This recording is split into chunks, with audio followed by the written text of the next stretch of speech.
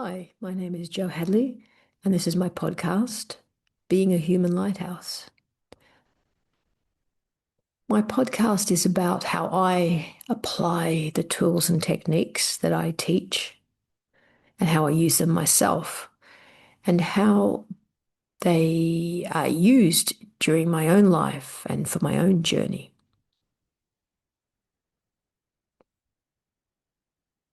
Anyone who wants to help another can only help them to the extent that they've actually looked at themselves and cleared patterns in themselves. And many of you would understand this because if you've had any particular issues in your life, and sometimes those around you just don't know what to do, they walk away, they don't know what to say, they ignore you, or they say something completely inappropriate, or they put it down or tell you what to do. But someone who's looked at their own patterns and their own pain and their own trauma patterns and faulty beliefs is able to just hold space, be able to listen without being triggered or want to help you, because when you actually go in and do the work on yourself, you're able to then assist others to help lift them up to the same level that you're at, or at least assist them in their journey towards that level. So I still need people to help lifting me up, and to the extent that I've done work on myself, I can do work like this to help people who are at my level or a bit below, help lift them up so they can see their own inner wisdom, connect to their own inner wisdom, and access their own solutions according to what their soul and their higher self requires of them to overcome and meet the challenges that's in their life. So for me this week, what has arisen was an opportunity to practice what I preach and practice something that I really, really want to master. Being able to be in discussions with people who have different opinions, especially with topics that could be quite triggering, and hold my center, hold my space, hold my peace, and not be drawn into a drama or a defense of my position. And I got to practice that yesterday. I was in a space with a number of other people, and we were talking about some topics that can be quite emotional and triggering. And I saw for myself that I could tune into my body and remind myself in the moment to stay peaceful, to stay centered, and tune in to when I noticed I was being triggered. And a couple of times I felt like I could feel the passion rising. At one point, I actually was talking about something that really triggers and is passionate for me. And I noticed it and thought, there you go. You're starting to lose your center talking about this topic. And that topic I didn't pursue because I didn't think it was worth it, because I didn't think it was worth just espousing my opinion, because I could feel that it was coming from an area of not quite wholeness. Because what is a trigger? A trigger on a gun is a metal piece, but without the ammunition, it's nothing. So if there's an emotional reaction, there's still a bit of ammunition within our body.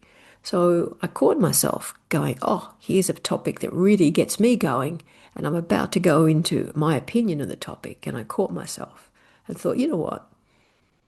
No one else seems particularly interested in this topic. It could be a bit controversial. I don't know the workplaces of other people that I'm with and how they may take this. So I just went, it's not important. And it's coming from a place of trigger. It's not coming from a place of center. So I was quite proud of myself.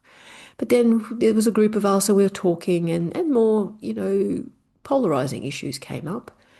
And I noticed that no matter what the emotions were or the triggers in others were, I kept an eye on my own body and keeping myself centered. And I did quite a good job. At times, it's easy to get pulled into the dramas and triggers of others. And in the past, I know I've done that many times. It's very easy.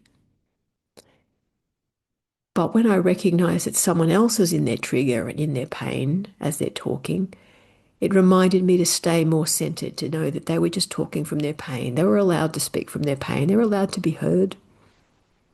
And I think it was important to be witnessed and heard. And so, yeah, I was very proud of myself that I could consciously tune into my body and stay centered. And it didn't matter if I disagreed. It didn't matter. I didn't need to fight for my opinion. I just expressed my thoughts, allowed everyone else to express theirs, and just stayed as balanced and as peaceful as possible, with one eye on what the sensations were that were occurring in my body. And not that much came up, some did, but I was quite proud of myself. I know there's other triggers in my life that I catch myself responding to.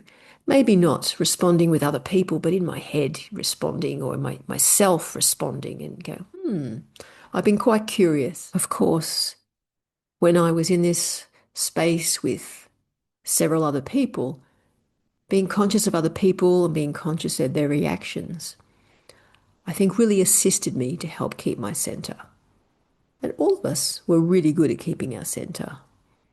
A couple of times there was something triggered in someone, but as everyone stayed centered, it was able to be witnessed, seen, heard, validated, allowed to be there. And interesting enough, as people were triggered and as they were accepted and listened to anyway, and as nobody responded with their own trigger, they all stayed centered. It was interesting that whenever a trigger arose, it then was seen and was seamlessly acknowledged, and then it wasn't there anymore. Everyone was back to being centered,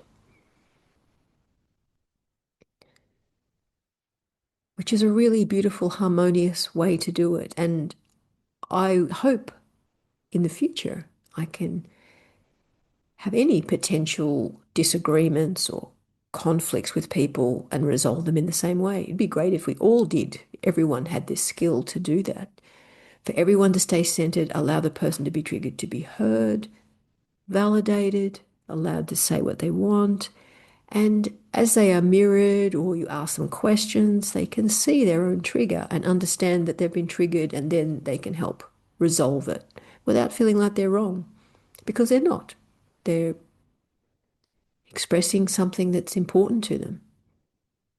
And especially if it's people who are working the same path, when they're very aware that it's an old pain that's been triggered, they understand what triggers are, then it's easy for everyone to harmoniously and seamlessly dissolve and assist each other in possibly integrating something that was previously traumatic. It may even be the very thing that helps someone see something and allows them to transform it and transmute it.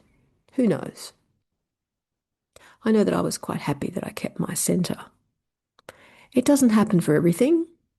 Often when I'm on my own, there's one or two things happening in my life at the moment that I catch myself with a bit of, resentment patterns, some other things that are triggering some patterns from my childhood. Again, the fact that I'm aware of it, I do my best to be grateful and give thanks for it, because I know it's giving me an opportunity to address it, to sit with it, to understand that it's not whoever it is that seems to be bothering me or irritating me. That's just the messenger. That's just the universe's perfect way of finding the perfect person to do the perfect action that can trigger my unresolved issue. So I know that. And because I'm a bit of a perfectionist in remission, I sometimes get a bit frustrated with myself if I feel or perceive myself to be a bit slow or haven't learnt something. And again, if I think about that or witness that, what I just said is a self-judgment and having lack of compassion to myself. But I allow myself to be judgmental towards myself and have some lack of compassion at times.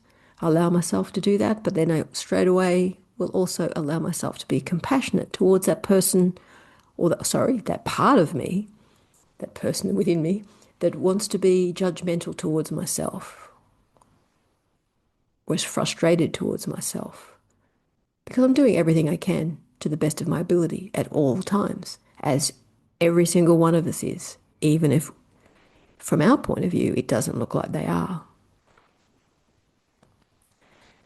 It's a tricky concept to actually start to look at the world as if everyone in it is doing the very best they can with what's happened to them, what knowledge they have, their level of consciousness. And sometimes people just aren't aware, they just don't know. So the higher up in consciousness one goes, we can be more compassionate, more accepting, more loving, without being a doormat, of course, to people who may not be behaving or reacting as someone from a high consciousness might react. I've still got quite a few levels to go. I catch myself at times, but then I remind myself that I'm aware.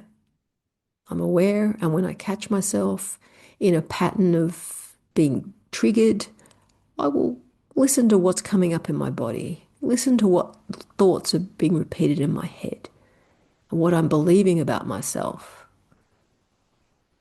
And I'm very aware that I'm bringing up quite a few issues that are not only mine from my childhood, but have come through a familial line.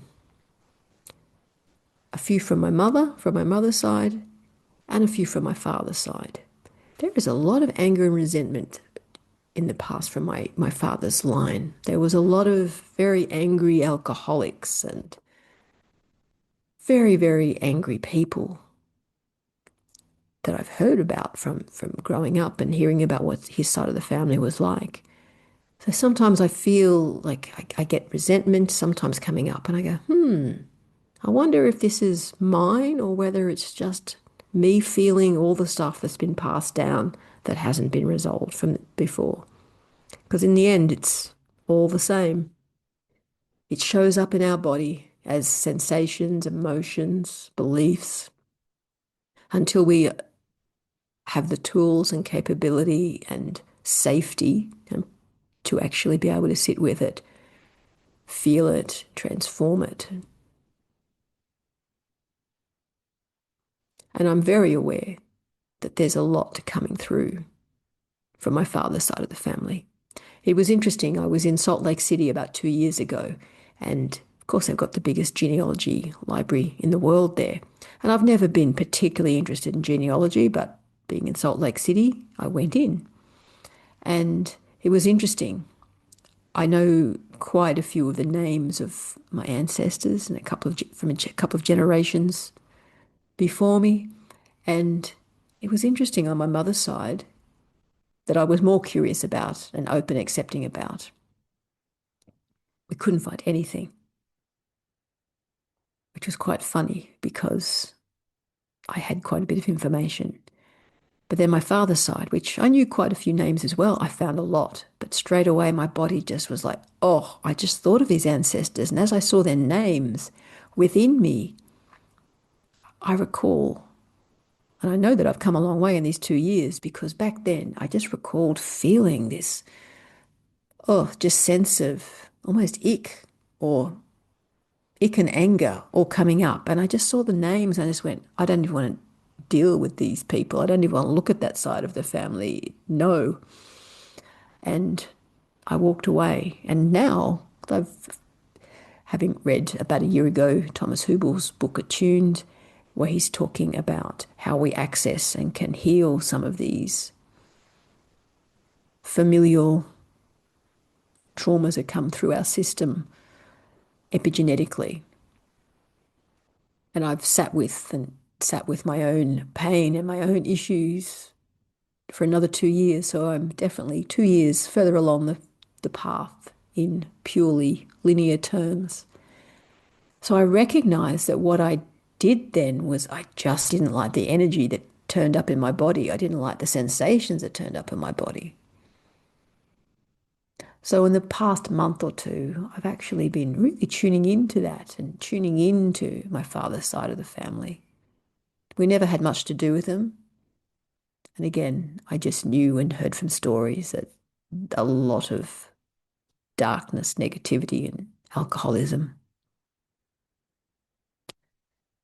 And so, from what I know from the stories and what I was just sensing in my body, I'd been sitting with it and going, I wonder if this is my great grandfather, who I knew was a particularly angry man, and just felt these sensations in my body.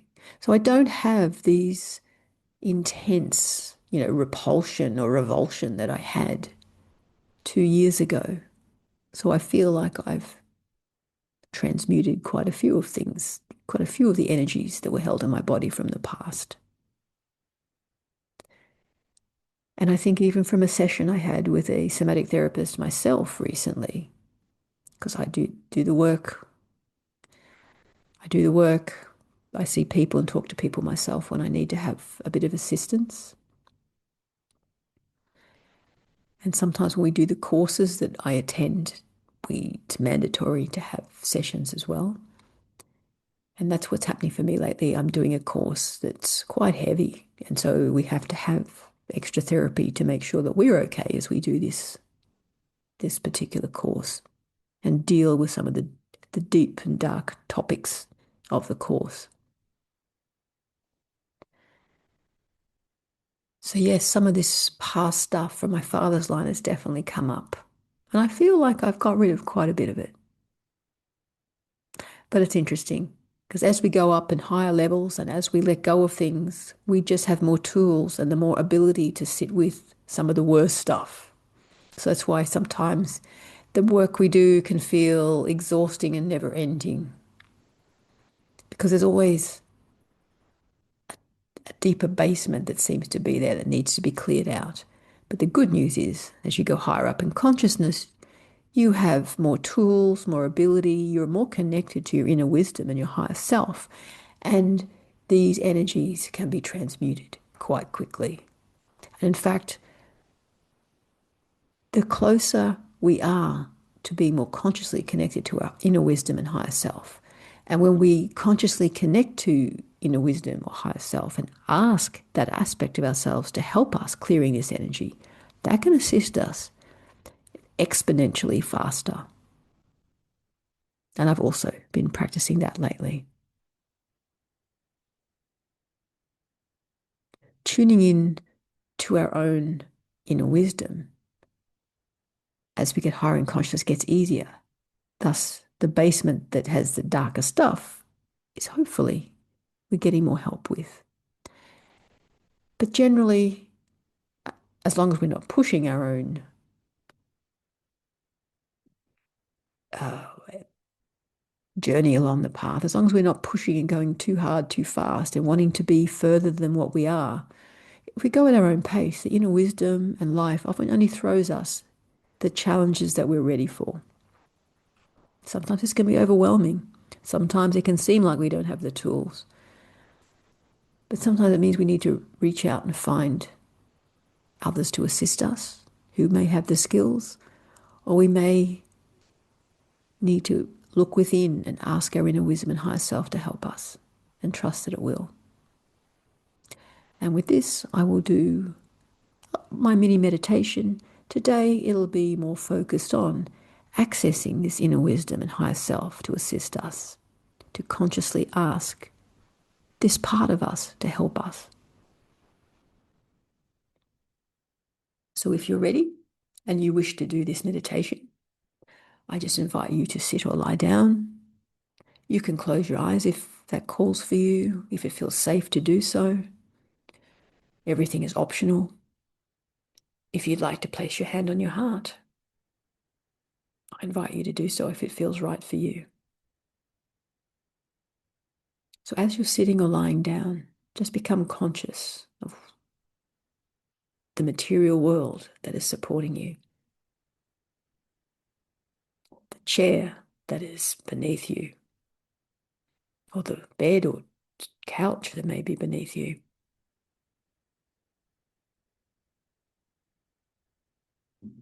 Feel that you've got roots growing from the center and soles of your feet to the center of the earth. So you're really grounded to the earth plane.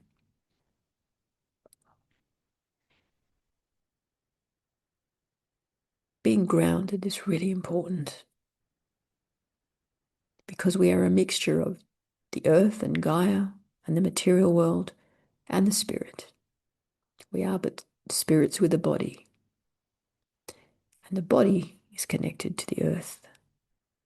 So as your roots are holding you firmly and safely to the center of the earth, I just invite you through your heart area just to be breathing in and out. The heart area is the most important energy activation area.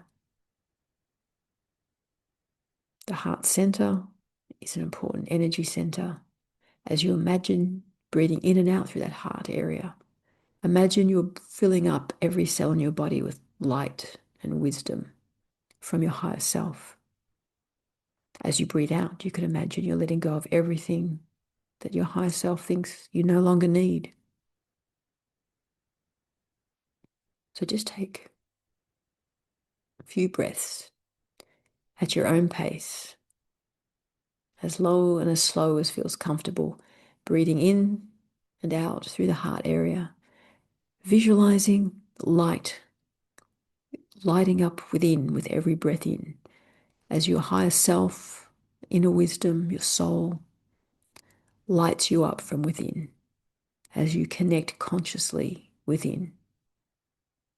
And as you breathe out, just let go of anything you no longer need. I just invite you to just keep breathing in and out at your own pace, visualizing the light of your inner wisdom, soul, higher self, lighting you up from within, infusing every cell, letting go of everything you no longer need as you breathe out.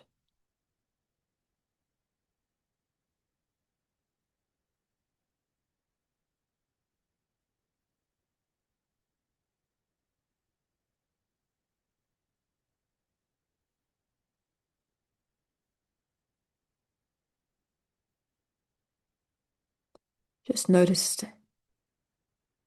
the light within you. You may see it, you may feel it, you may not. But just imagine, if you can't see it or feel it, just imagine that you're lighting up from within. Every cell is being infused with the white light of unconditional love, of inner peace. This is the language of your higher self and inner wisdom. Unconditional love, inner peace.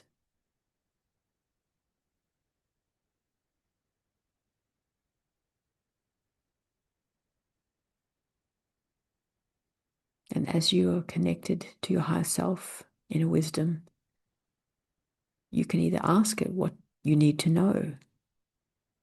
You can ask it to help you with an issue you may have.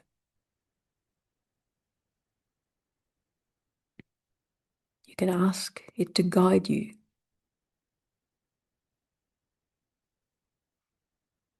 You can ask it what is the next best step to take for your own highest good on your journey inwards to yourself.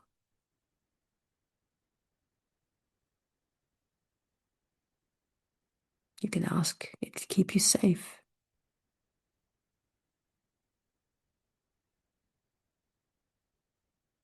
You can ask to have clear, conscious communication that you understand with it.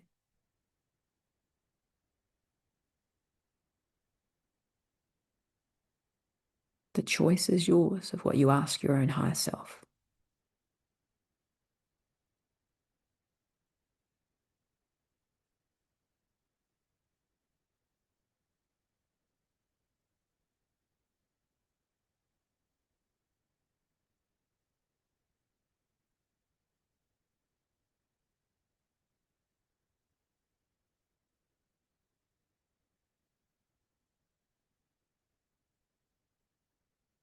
And as you commune with your higher self and inner wisdom, just ask it, what is the next step you need to take? Or what is it you need to know today? And just take a few breaths in and out and allow the answer to come. If it does, or it may arrive later, just know that having asked, you will receive the answer at the right time.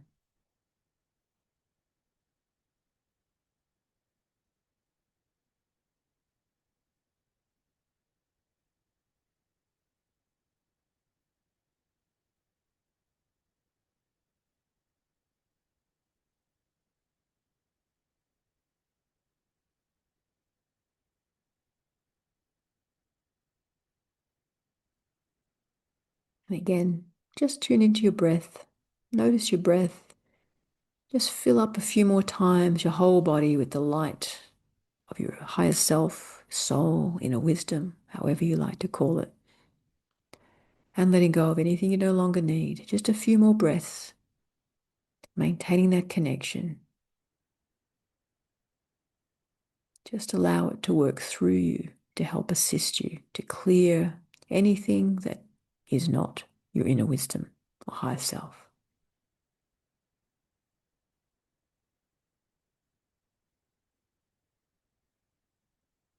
And just know at any time you can just tune in to your heart, connect to the earth, and ask your higher self to guide you.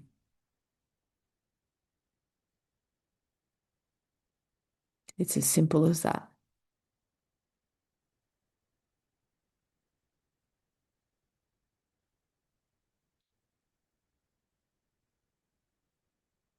Our only job is to trust the answers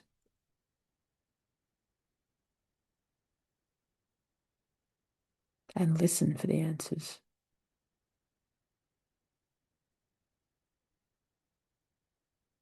And as I finish this little mini meditation, I'll invite you to just move your fingers and toes, just wiggle a little bit, and you can open your eyes if they were closed. Again, just check in with yourself and your body. Do you feel lighter at all? Did you get any flashes of guidance? Any inner wisdom come through? Just check in and see what's arisen for you. If nothing's happened, that's okay. Sometimes it takes a lot of practice and a lot of time to tune in to our higher self and to receive the answers, or to even understand how we receive the answers. I know with myself, I tend to be a bit of a minimalist, so I know I probably miss a lot of the answers because I'm expecting a big flashing sign that says, Joe, do this. It's often very subtle, but it's different for all of us. So you can't tell someone what to listen out for or what to do. Some people will hear things, some people just know things, some people see things. Some people will get signs with signs saying, Joe, go this way. It doesn't tend to be my pattern. I've often found to be quite subtle. And the more we tune in, the more we connect to ourselves, the more often we're aware to look out for those signs. So find out and learn how it arises for you, and be kind and gentle to yourself, because it takes practice to tune in and recognize our own higher self and inner wisdom, especially in this world where we've been conditioned to listen to the outer world, the outside, the rules and regulations of other figures and not ourselves. So learning to tune into ourselves and listen to our true self takes practice. So it's always good to be compassionate to ourselves when we're learning something new, because the mere fact you're doing this with the intention to do this, like anything, if you keep practicing it, you're going to get better at it. Might take time, but with every drop in the bucket, if there's one little drop every time with every practice, eventually that bucket will be full. So keep persevering, and until next time, Have a great week, and may you have a great conscious connection to your inner wisdom and higher self.